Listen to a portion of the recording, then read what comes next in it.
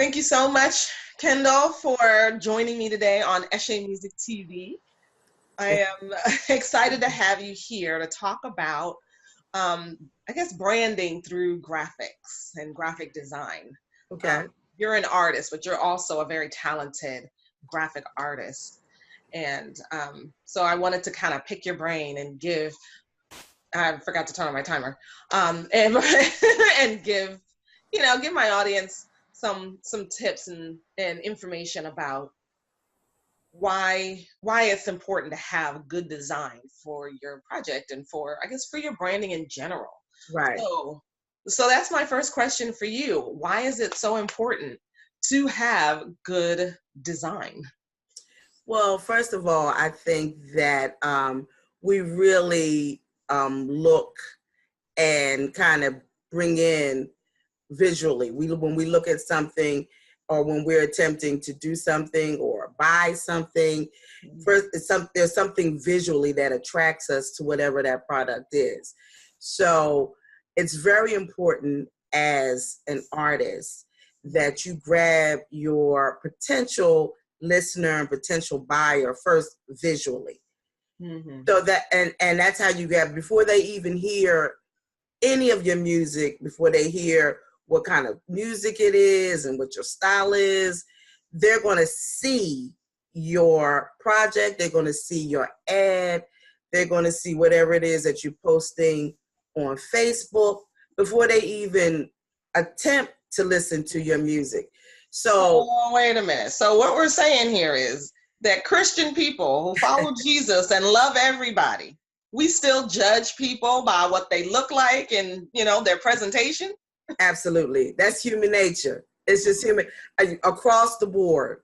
That's human nature. And you really have to think in terms also is that your audience isn't always necessarily the Christian community.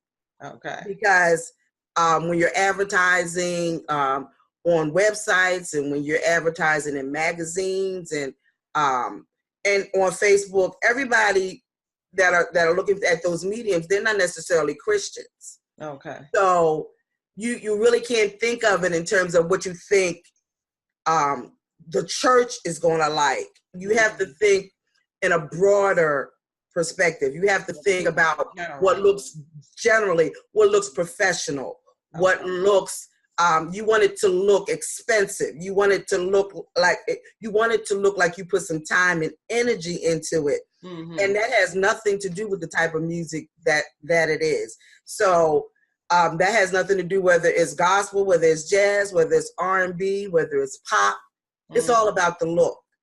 And so I think as gospel artists, if we remember that and not always think about, well, I want the church to like it, mm-hmm. That's really, in my opinion, that's irrelevant. You want it to look good no matter who's looking at it, because you want to pull in everybody. Okay. And so I think that's one of the things that we should really, really pay attention to. Okay. Now, in terms of the genre of music, that's when you start getting into different styles and, mm-hmm. What type of music you sing. If you sing quartet music, that may be a little different than if you sing hip hop, mm-hmm. but it still should look good. It still should look good either way. Yes, either way, yes. Okay, so say I'm an artist. I figured out, I listened to you and I'm like, okay, so I need really good design. Okay. I don't know how to design. I don't know anything about color. What do I do now? How do I find somebody who can do a good design for me? Well, I think what has worked for me and what my experience is that almost all of my friends are artists. Mm-hmm. Probably 50-60% of my friends are artists. So that's where you really want to start. You look at your friends, you see what they're doing. If it's something that you like, then you ask them, okay, what photographer did you use? What graphic designer did you use? What distributor did you use? It's the same thing with the music. What audio engineer did you use? You just start asking questions. Okay. Then you get on the internet. You start looking at things that you like. You start looking at things that appeal to you. Mm-hmm. And then that's how you can start to think about, okay, well, I like this. So how can I tailor my look to what I like? Okay. And that's really the best way to do it. Word of mouth. I would say all of my clients are word of mouth. I've done some work for an artist, and either that artist will say, will have another friend that says, "Oh, you need to go see Kendall," or then a person will go to my client and say, "Okay, who did your artwork? I want what's their information? How can I get in touch with them?" Okay. So I find a designer. Is it best to have, say, one designer do everything for me, or can I get a designer that does my CD cover and then somebody else do my ad posters for Facebook?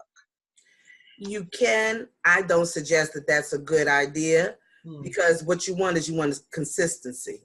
Okay. And when you find a designer, now that's not to say you can't, work with anybody else, but for a campaign, for one campaign, you want to keep the same look. Okay. So you want it to be consistent, and that all goes into branding, so that when someone sees information about you, that it really still has that same look, that and that is consistent for that particular campaign.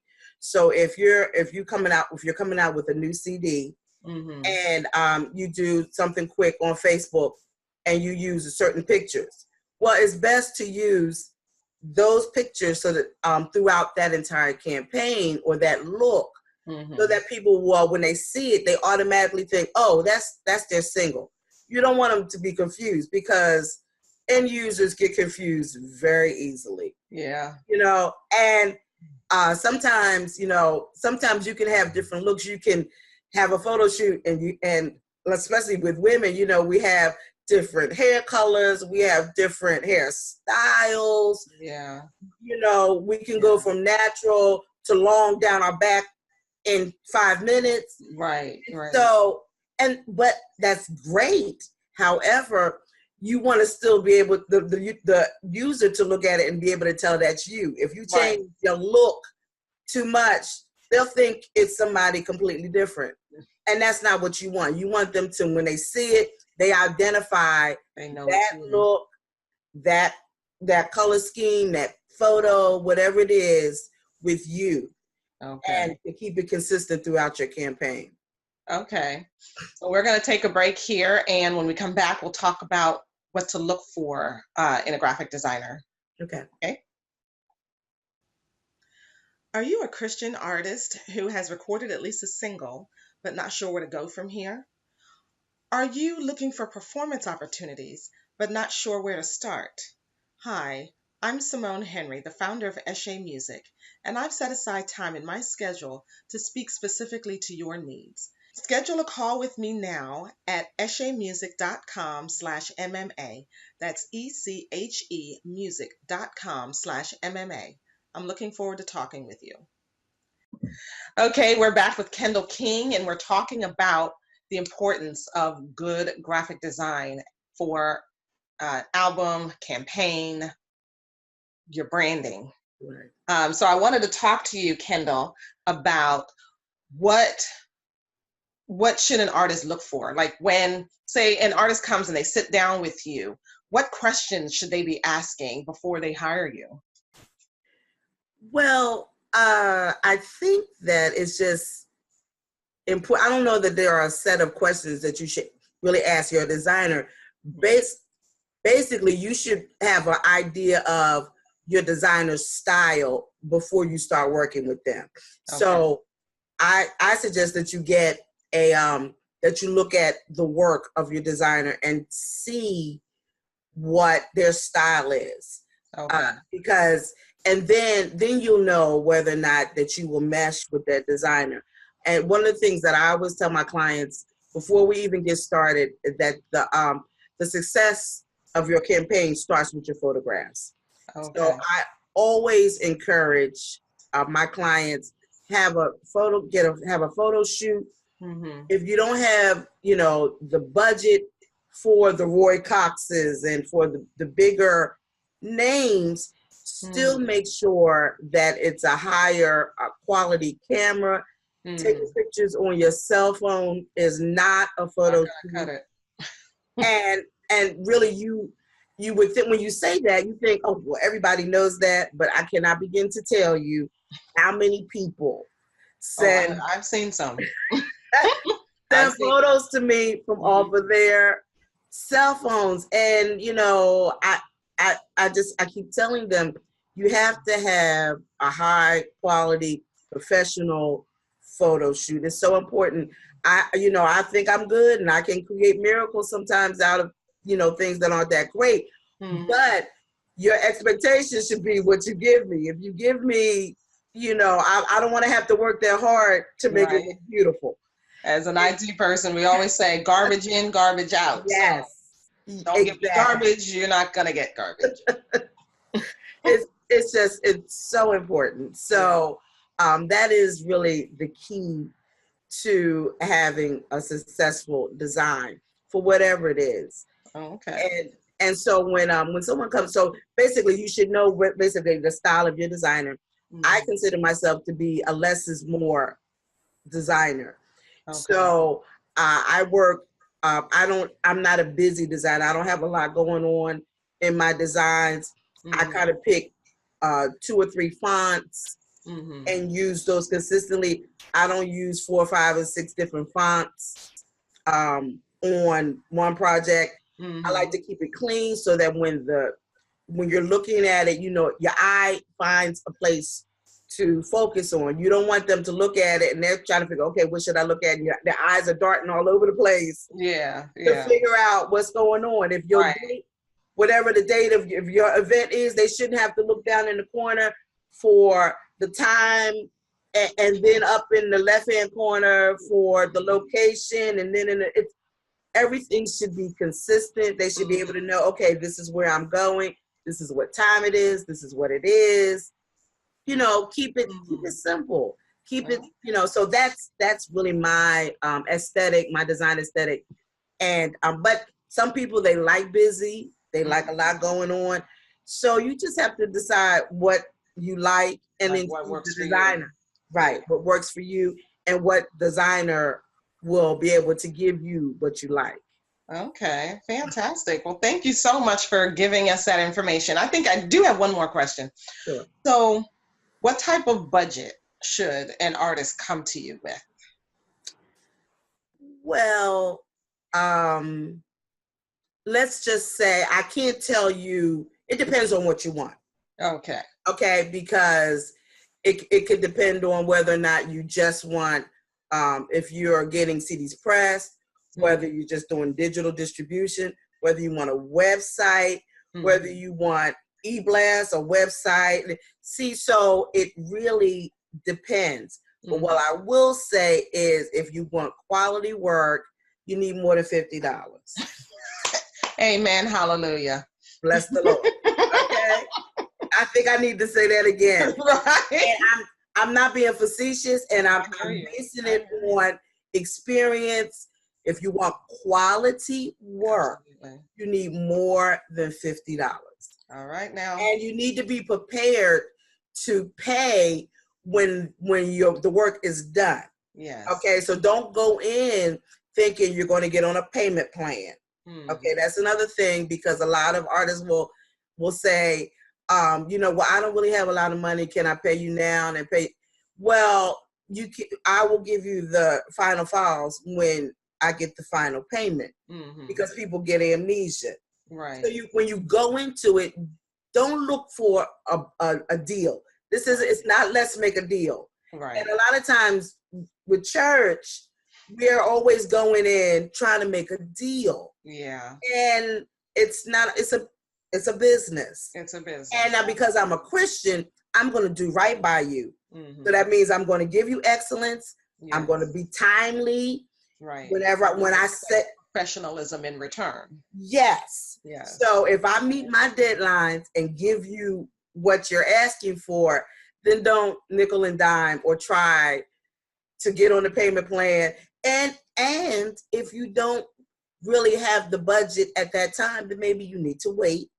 Absolutely. And save some money. I was talking to an artist today, and I think one of the biggest things that that one of the, I guess, biggest messages that really needs to be driven home to indie artists is that when you put up a lot of money to produce the project and make sure that, you know, it's pressed and ready and mixed and mastered and all of that's done, make sure you also are setting aside money for your marketing, which includes services like yours.